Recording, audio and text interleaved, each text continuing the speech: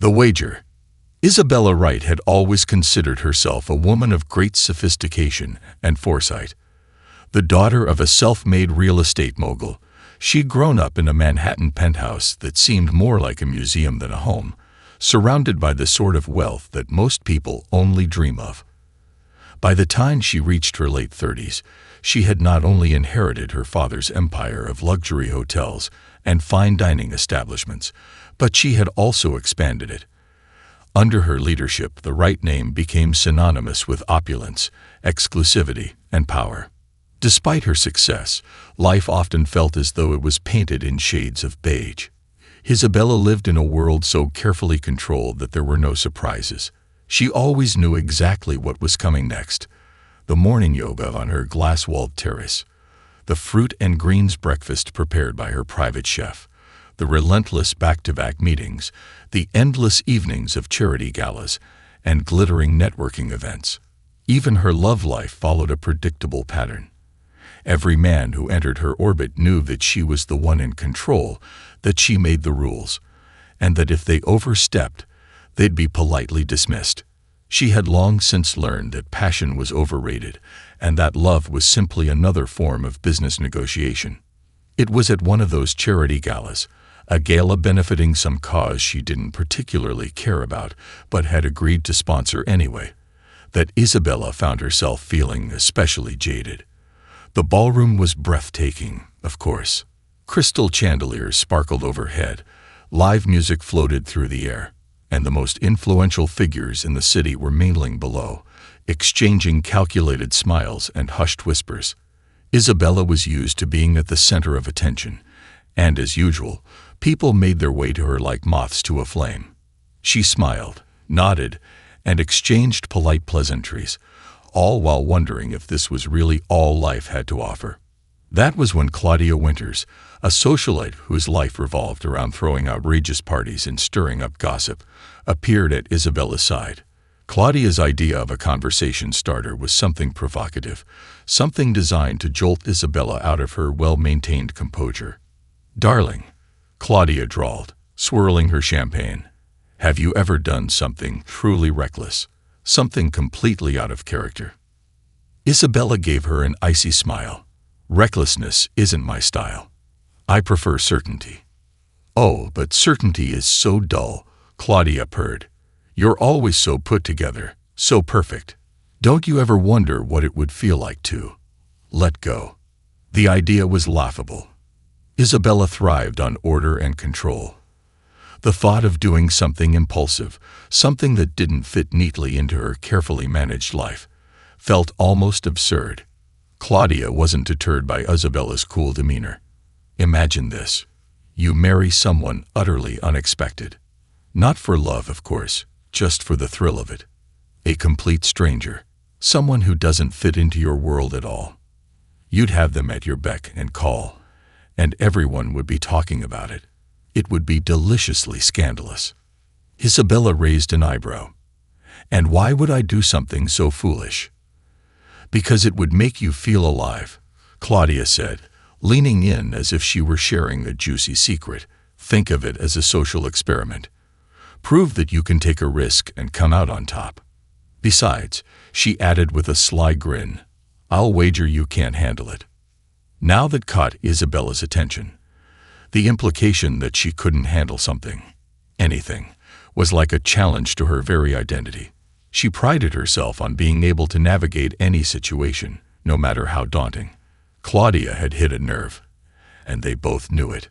"A wager, you say?"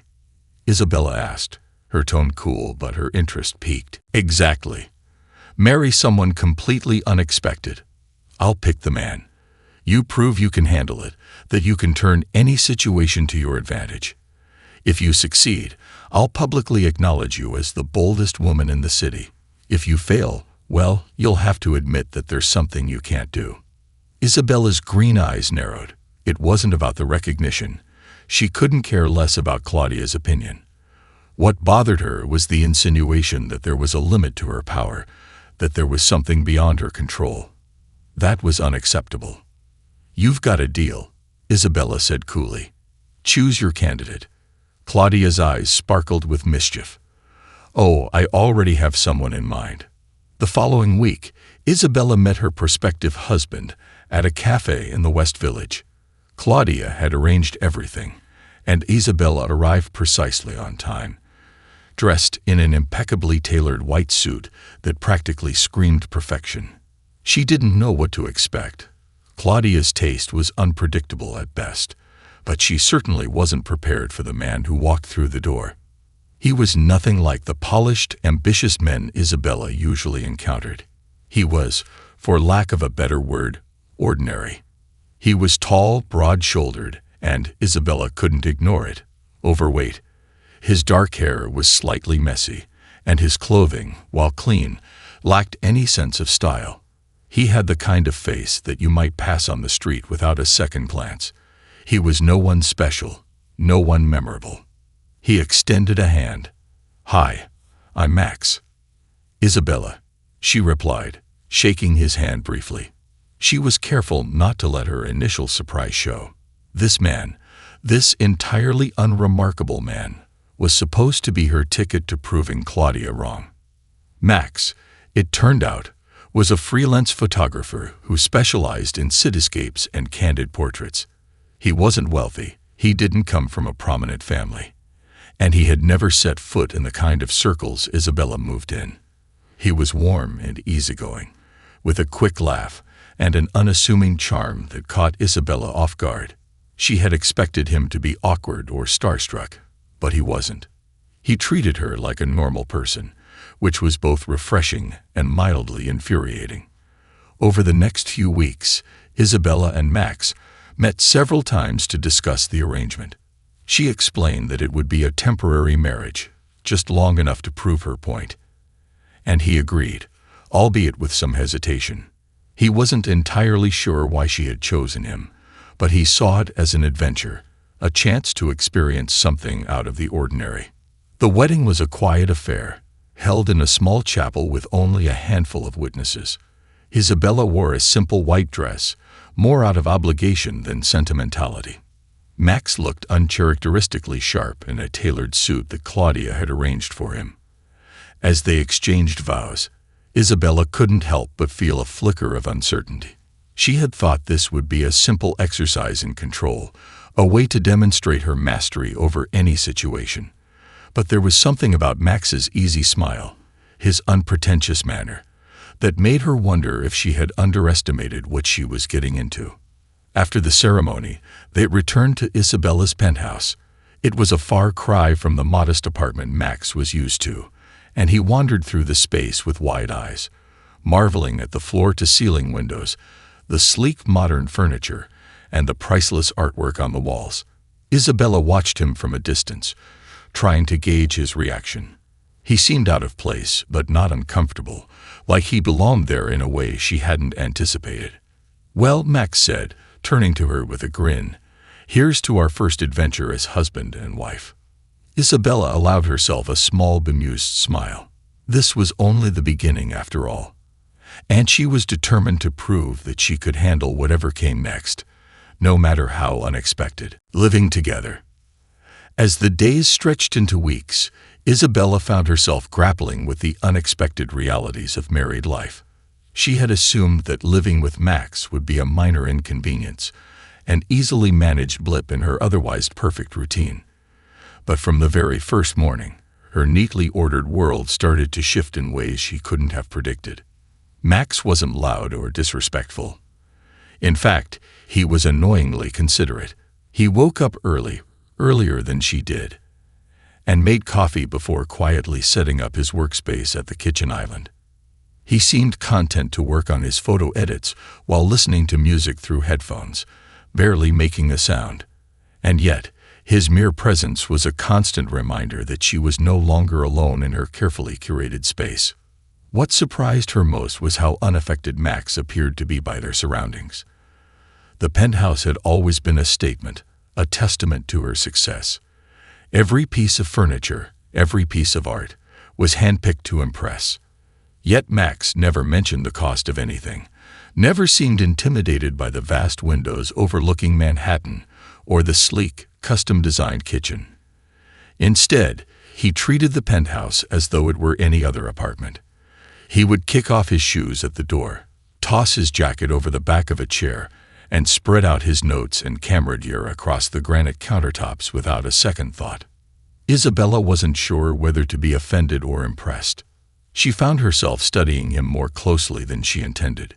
He was a man of simple routines: a cup of black coffee in the morning, a run through the park after lunch, evenings spent editing photos or reading. He had an ease about him that she couldn't quite place. He wasn't weighed down by the constant calculations and negotiations that defined her existence. While she obsessed over quarterly earnings and expansion plans, Max seemed content to live in the moment. It was baffling. Of course, their differences went beyond their daily habits. Isabella was a stickler for order. Everything in her home had its place, from the way the cushions were arranged on the couch to the angle at which the wine glasses were stored in the cabinet. Max, on the other hand, operated on instinct.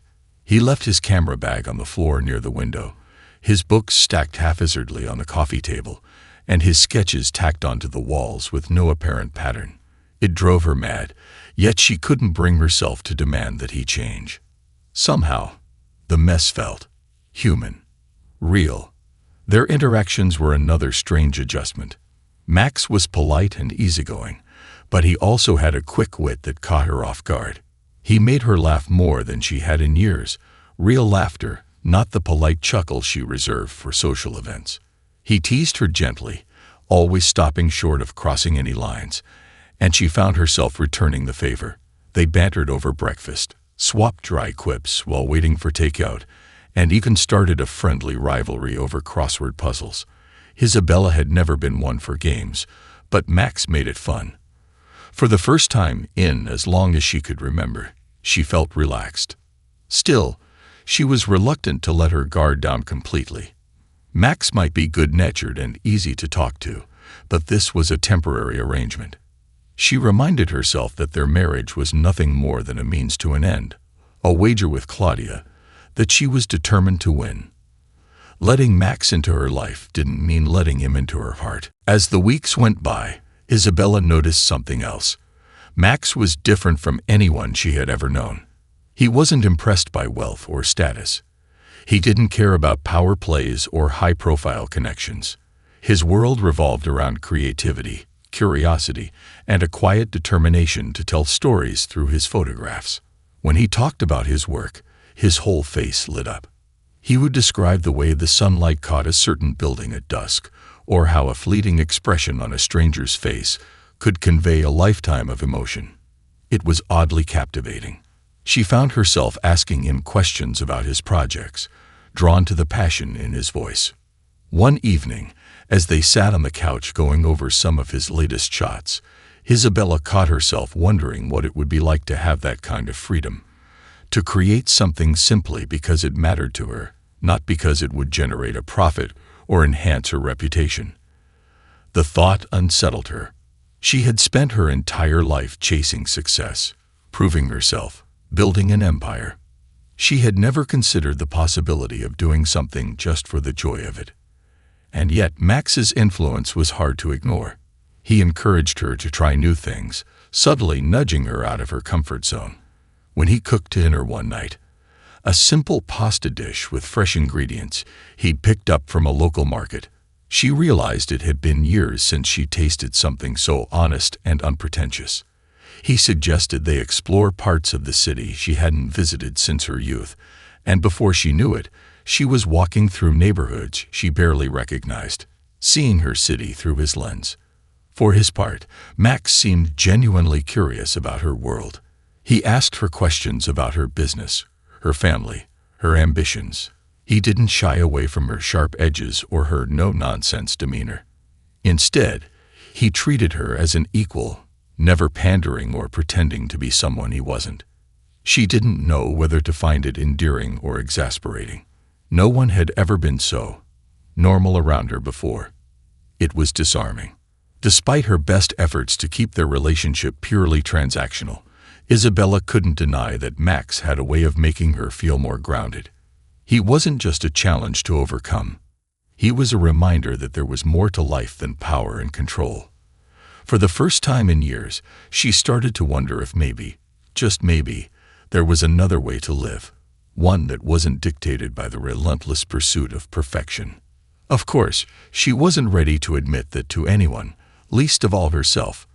For now, she would continue to play her part, fulfilling her end of the bargain. But in the quiet moments, when Max wasn't looking, Isabella found herself questioning everything she thought she knew. Cracks in the facade. The realization hit her one afternoon as she sat in her glass-walled office, high above the bustling streets of Manhattan. The latest quarterly report sat open on her tablet, glowing with promising numbers. Investors were happy, the media was buzzing about her latest luxury hotel launch, and her father had even sent a rare message of congratulations. By all measures, Isabella's life was perfect. Yet, for the first time, she felt something deeper than the usual dissatisfaction. It wasn't a dramatic revelation. There was no moment of cinematic clarity. Instead, it was a slow, creeping awareness that the life she had spent years crafting had grown hollow.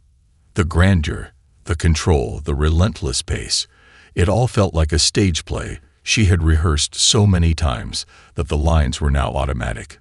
The meaning drained, and in the midst of it all, the most genuine part of her life, strangely enough, was her marriage to Max. Her marriage. The word still sounded foreign in her head. She had never intended to be a wife, let alone one who cared about her husband. Yet, as weeks turned into months, she couldn't ignore how deeply Max's presence had reshaped her world. At first, it was the little things. The way he never hesitated to roll up his sleeves and fix a leaky faucet or unclog the temperamental espresso machine she'd been ready to throw out. He didn't just live in her space, he made it better. He brought home flowers from street vendors, never grand, showy arrangements, but simple bundles of daisies or sunflowers that somehow made the stark modernity of her penthouse feel warm. He made meals from scratch, leaving the kitchen in a mess, but filling the apartment with the aroma of something wholesome and comforting.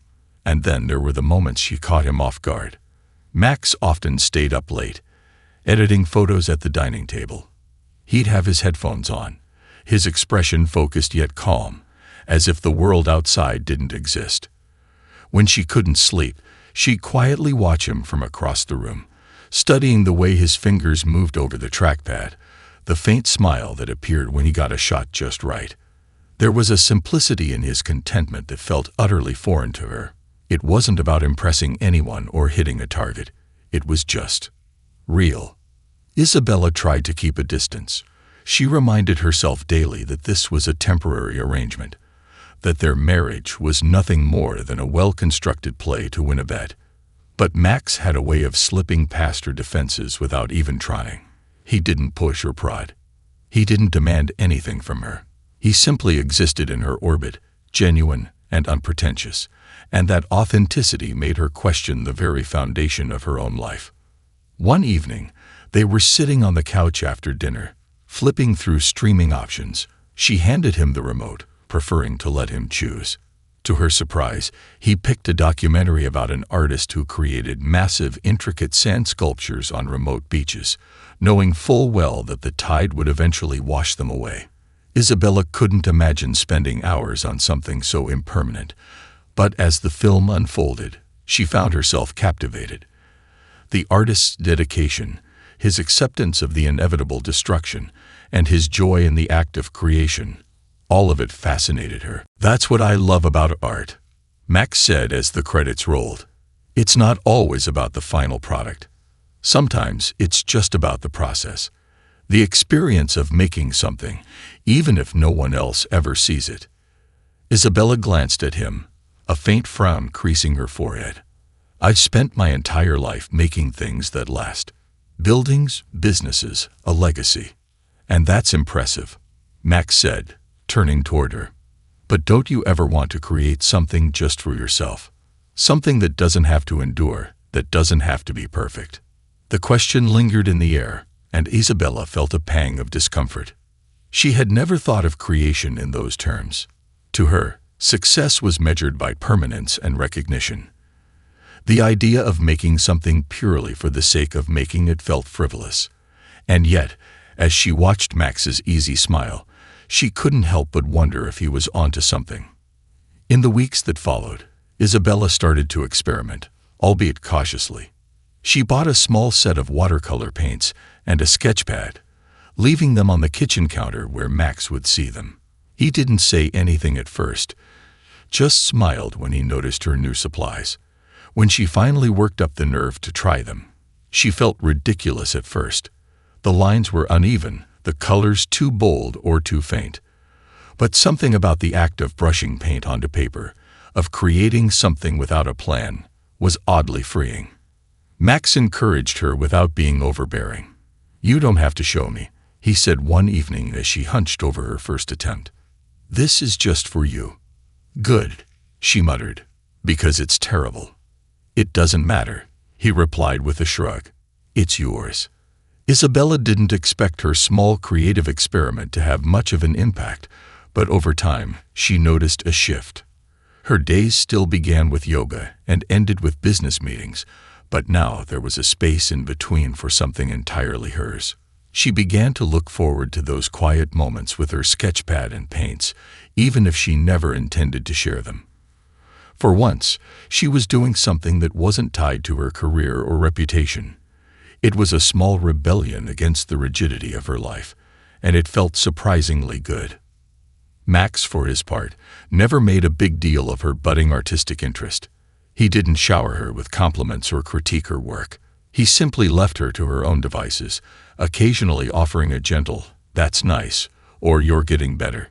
She appreciated that he never tried to make it more than it was. It wasn't about proving anything to him. It was about discovering something new within herself. Their dynamic continued to evolve in other ways too. Isabella found herself looking forward to their quiet evenings together, whether they were watching documentaries, cooking dinner, or simply sitting in comfortable silence. She began to rely on Max's calm, steady presence in a way that surprised her. She still maintained her independence, her iron grip on her professional life, but she no longer felt the need to keep Max at arm's length. Their marriage, once a calculated gamble, was slowly becoming something she couldn't define. In her quietest moments, Isabella would lie awake in bed, staring at the ceiling, and wonder how she had ended up here. She had entered this marriage with the sole intention of proving her superiority, of showing that she could control any situation. Now she wasn't so sure. Max hadn't just disrupted her routine. He had shown her another way of living, one that wasn't measured by quarterly earnings or magazine covers. She wasn't sure if she was ready to embrace that life, but she couldn't deny that it was tempting. As the months passed, Isabella began to see her carefully constructed facade crack ever so slightly. She was still the poised, powerful woman who ruled Manhattan's elite circles, but she was also something more. She was someone who painted for no reason, who laughed at Max's corny jokes, who woke up some mornings and didn't immediately check her phone. She didn't know where this new version of herself was headed, but for the first time in a long time, she wasn't afraid to find out. Fractures and fault lines. It was a Saturday morning when Isabella woke to the sound of laughter. She blinked against the soft light filtering through the penthouse's floor-to-ceiling windows and frowned. Laughter. She wasn't accustomed to any sound in her home besides the controlled hum of her air conditioning, the occasional ding of her phone, or the hushed movements of her housekeeper. Throwing on a robe, she padded down the hallway, following the noise. In the kitchen, Max was leaning over his phone, his broad shoulders shaking with quiet amusement. A video of a child attempting to give an impassioned speech, while a mischievous dog kept stealing the spotlight played on the screen. Isabella couldn't help but linger in the doorway, watching him. There was something so effortless about the way he laughed, so unself-conscious. She felt a strange pang in her chest, an odd combination of envy and warmth. When he finally looked up, he smiled at her. "Morning." "Morning," she murmured, heading toward the coffee machine. She didn't acknowledge the warmth in her voice, but it was there. For all her efforts to keep their relationship strictly transactional, some of Max's ease had begun to seep into her. The following weeks brought more changes, subtle yet undeniable. Isabella found herself shifting her schedule around Max's activities, something she would never have done before. When he mentioned he was heading to a nearby park to capture street performers for a new project, she rearranged her meetings and decided to tag along. She told herself it was for a change of scenery, that watching him work might spark some new creative ideas of her own. But as she followed him through the bustling streets, as she stood to the side while he knelt to capture a musician's expression or the quick movements of a breakdancer, she realized she was simply enjoying his company. At the park, Isabella felt oddly anonymous. Max seemed to know everyone. The musicians, the artists, the vendors selling food and trinkets. He greeted them by name, chatted about their work, even offered to email them copies of his shots. She wasn't used to this level of connection. In her world, relationships were transactional, built on mutual benefit. Yet Max's relationships were genuine, free of calculation. Watching him interact so freely with people from all walks of life stirred something within her. She found herself smiling more, laughing at the jokes of a caricature artist, even trying a street vendor's roasted nuts despite knowing they weren't part of her usual diet. It was after one of these park excursions that the cracks in her carefully constructed life began to widen. Back at the penthouse, Max sorted through his photos while Isabella reviewed emails. She had just opened a message from her father's chief financial officer when Max looked up, a curious expression on his face. "You know," he began, hesitating for a moment, "I've noticed something about your schedule. You're always working." Isabella glanced at him, her brow furrowing. "Of course. I run a multi-billion-dollar empire. I don't have the luxury of sitting around." "That's not what I mean," he said gently. "It's not just that you're busy. It's that you never stop. Even when you're not working, you're thinking about work. Doesn't that get exhausting?" She set her tablet down, folding her hands neatly in her lap. "It's how I've always done things. That's what success requires." "Maybe," Max said with a shrug. "But what's the point of all this success if you don't enjoy it? If you can't take a day off to just be?" Her first instinct was to dismiss him, to remind him that he didn't understand what it took to maintain her level of achievement. But his question lingered in her mind long after their conversation ended.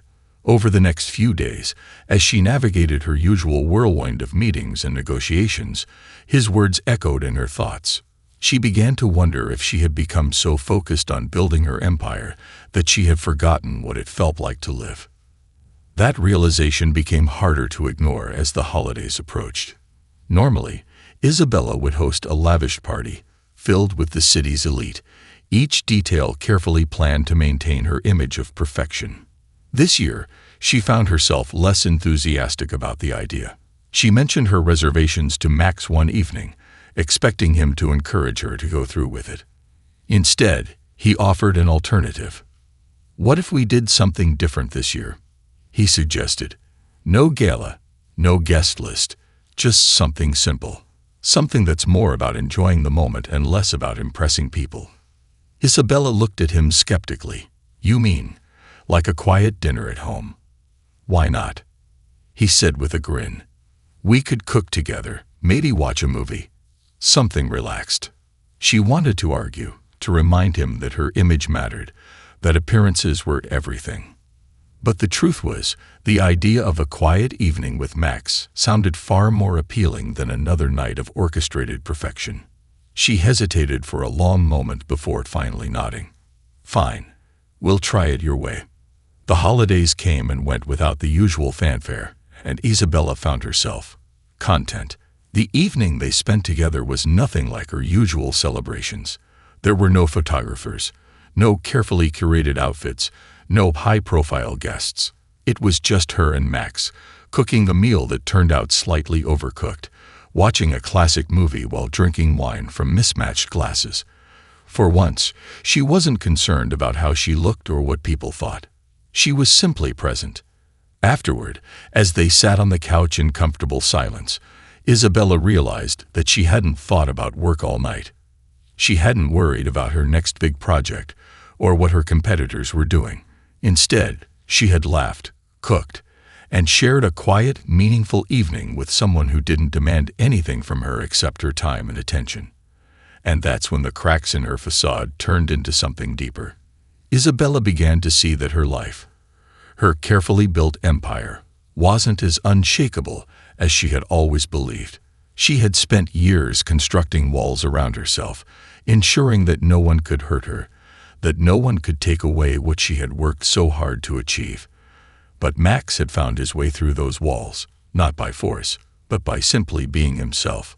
He had shown her a different kind of strength, one that didn't rely on control or perfection, but on openness and authenticity. She still wasn't sure what that meant for her future. The idea of letting go, even just a little, felt both terrifying and exhilarating. But one thing was clear. Max had changed her.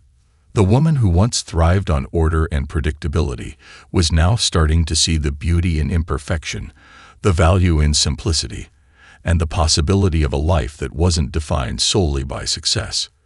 For Isabella, the realization was as liberating as it was unsettling. She didn't know what would come next, but for the first time in her meticulously planned life, she was ready to find out. A world beyond control. It began with a simple gesture.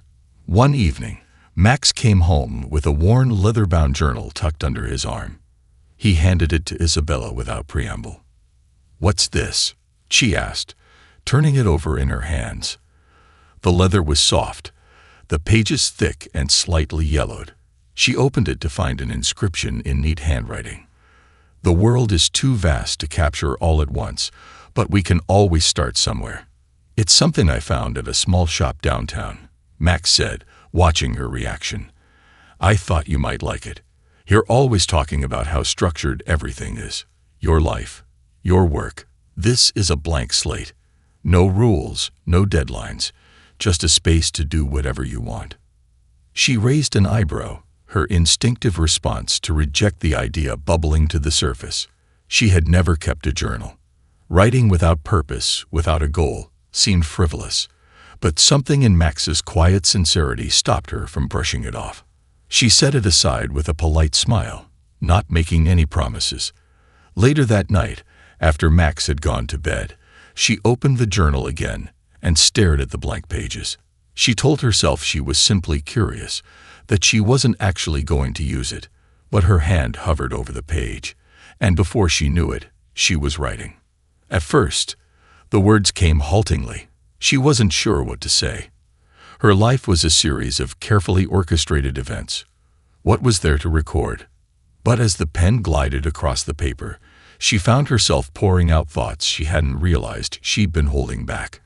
Memories of her childhood, moments of doubt about her career, the unspoken fears that had kept her moving forward, always forward, without stopping to question why. The journal became a nightly ritual, a quiet rebellion against the control that had defined her existence. And to her surprise, it felt good. Max never asked her about the journal. He didn't have to. She could tell he noticed the change in her.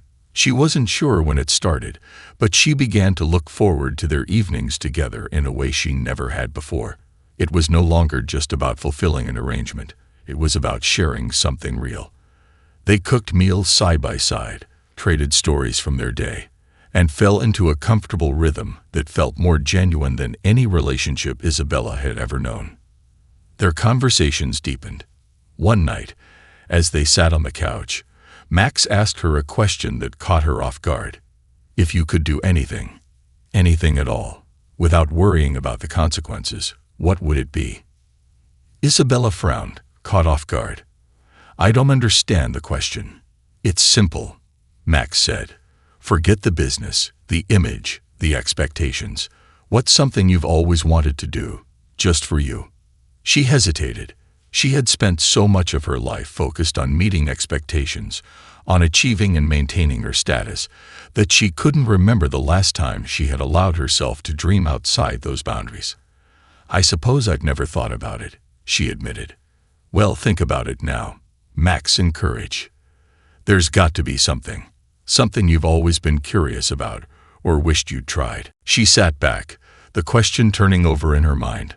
Finally, she spoke. When I was a teenager, I used to draw. Not professionally, not for anyone else, just for myself. I stopped when my father told me it wasn't productive. He said hobbies like that were a distraction, that I needed to focus on building a future. Max nodded, waiting for her to continue. I always thought I'd come back to it one day, she said quietly. But then life got busy, and I never did. You still have that sketchpad, don't you? He asked, a smile playing at his lips. She glanced at him, surprised. You remember that? Of course, he said. You left it out on the counter a while back. I saw a few pages. You're good, you know. Isabella felt a warmth spread through her chest. Pride, maybe, or something softer. It's not about being good, she said. It's just, it made me happy. Then why not pick it up again? Max asked. Not for anyone else, just for you. She didn't respond right away, but the thought lingered. Over the next few weeks, Isabella began to carve out moments for herself, small pockets of time where she could sit by the window, her sketchpad balanced on her lap, and draw. She didn't worry about whether the lines were perfect or the proportions were correct. She simply let her hand move across the paper, rediscovering a part of herself she had long buried.